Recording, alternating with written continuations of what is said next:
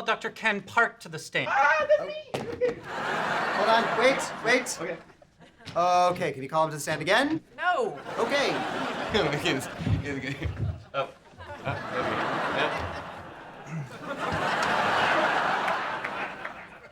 Please state your name and occupation.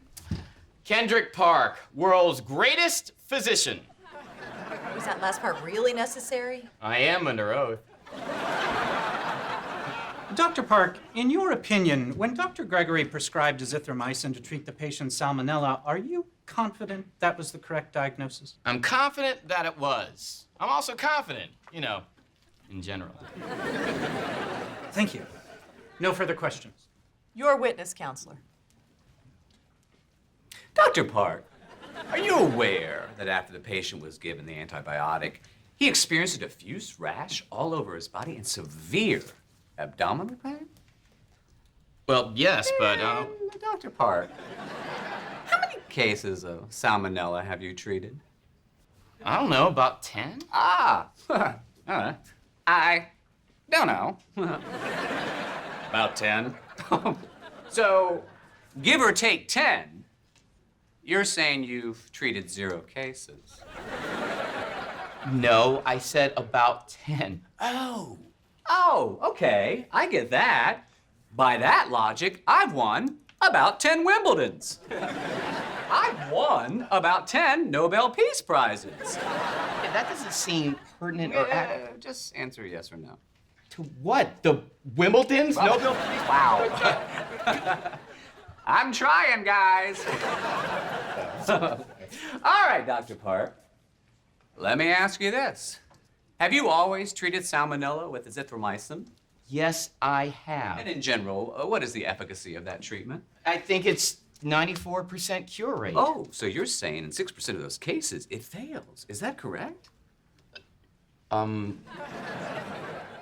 Okay. Wow, so if you were treating 100 people, 6 of them would die? Wow, that's, Dr. Park, that's half the jury. Wow, bad news over here. You're dead. You're dead, you're dead, you're dead, you're dead. You initially recover, but then out of nowhere, boom, dead. And you hope to get a second opinion, but you couldn't.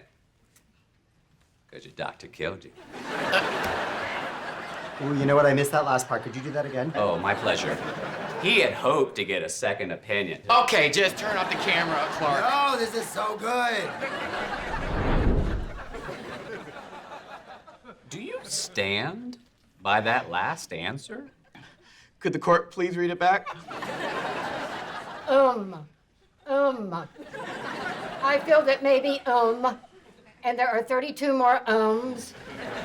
Then you said lawyers be trifling. Then you asked for a mistrial. Then you said, hey, look over there, and tried to leave the stand. Wow, someone's obsessed with me. So, Dr. Park, and I'm starting to use that term loosely, based on your rambling, incoherent testimony, I hope it's clear to the 6 surviving members of our jury that you don't know what you're talking about. Wait, no. I'm supposed to be an expert up in here. All rise. JK, LOL.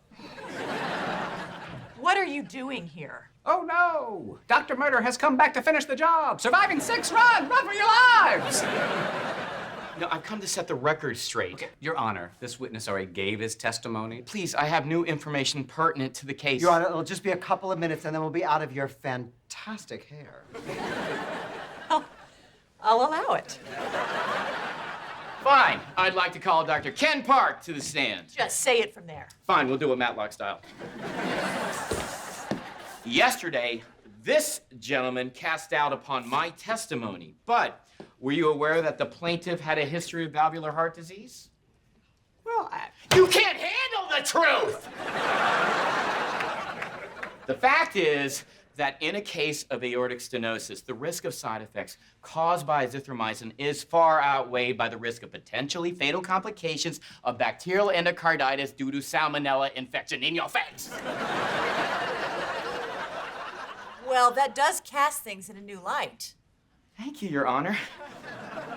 Permission to hug it out with the bench? Denied. Sustained, expert out.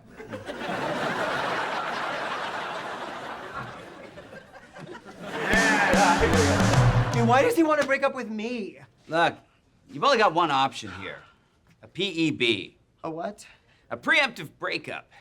Yeah. When you think someone's gonna dump you, you beat them to the punch. Take control of the narrative, as in, hey, did you hear Clark dump that fella? He is not to be trifled with. That is the dumbest thing I have ever heard. Preemptive breakup. What if Connor doesn't want to break up with you? No, he does. I know it. I've been on the business end of too many we need to talk talks. The PEB is the way to go. Thank you, Pat.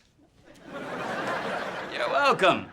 So, this is what it feels like to help people. I don't care for it.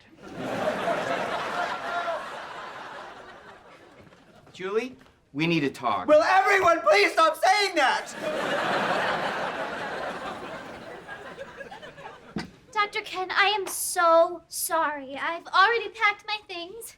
Somebody, take good care of Plant. No, I'm not mad. You did me a solid. I've been dreading having that conversation with Dave. Really? Oh, but what about Allison? Is she mad at me? Now, she doesn't know. She assumed I gave Dave the sex talk, and I did not correct her. She hates being corrected, and I hate being caught. Oh, God, I'm so relieved. I mean, she would have been hella pissed, but don't worry. I would never put you in the path of that mama bear. Oh. Hey, Allison. I just got a call from Principal Michaels. Apparently there's an issue with Dave talking to his classmates about sex. Well, that was bound to happen. I was the same way. When I learned about sex, I wouldn't shut up about it. Ask any of my med school friends. Okay, that's sad, but it's not the issue. The problem is, apparently he's wrong about things. Like, really wrong. What did you tell him? I didn't tell Dave anything. It was Julie.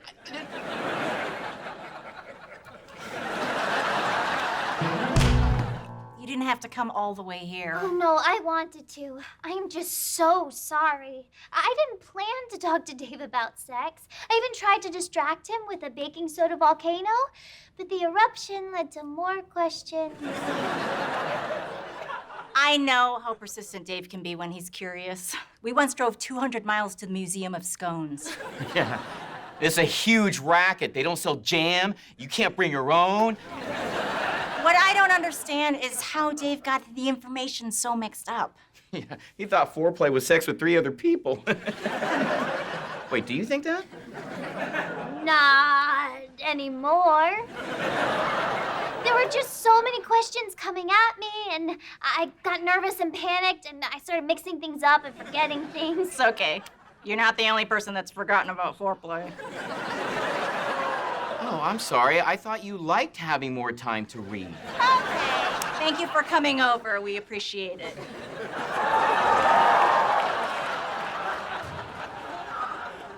I'm just gonna make a hard and fast rule not to talk to children about sex from now on. Good rule.